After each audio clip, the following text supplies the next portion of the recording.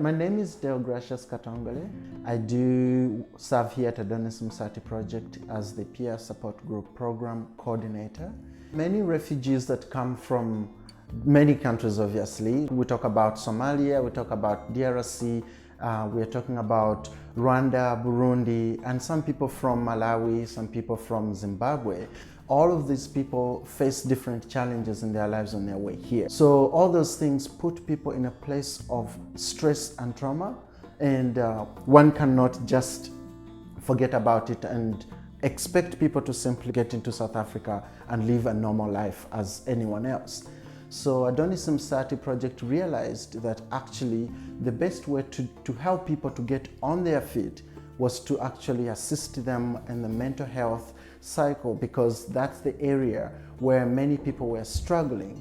They couldn't find jobs, they had no idea where to go and find documents, they couldn't get over the life history that they had faced before they came to South Africa. I grew up in very humble beginnings, in very traumatic conditions.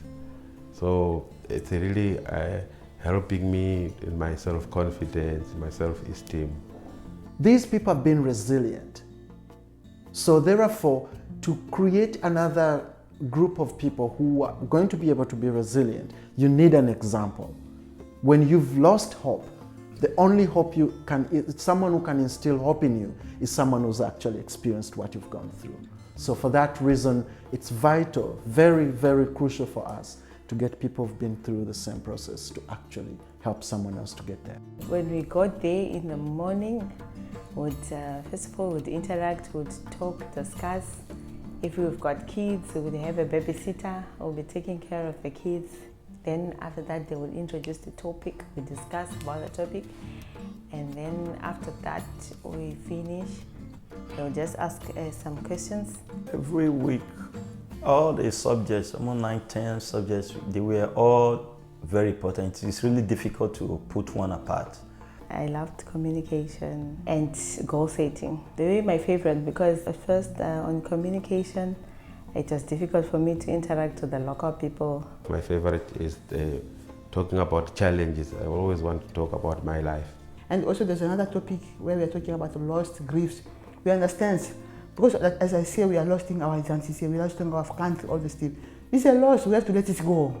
We have to let it go and start a new life. So the program assists refugees and asylum seekers and even undocumented migrants for clarity, for openness, and for a good environment to be created to allow people to speak from brokenness to through a process of healing, so they can actually come on the other side empowered.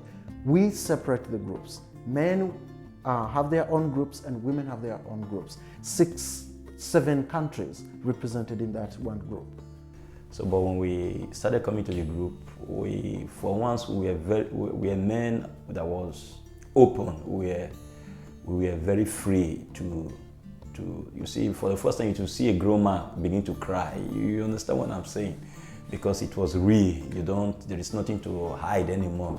Now, in the sharing story, we say it, we are crying, we vomit it, we cry, we are feeling better. The more we talk it, the more we share the story, we're feeling better. Because we now know how to forgive and the importance of forgiving and letting go.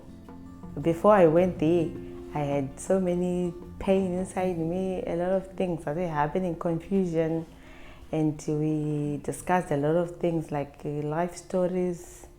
And that's when I discovered that there were other people who had worse situations than mine, and that I could solve everything. So it made me more confident and have a better picture of tomorrow. What I didn't like was it ended.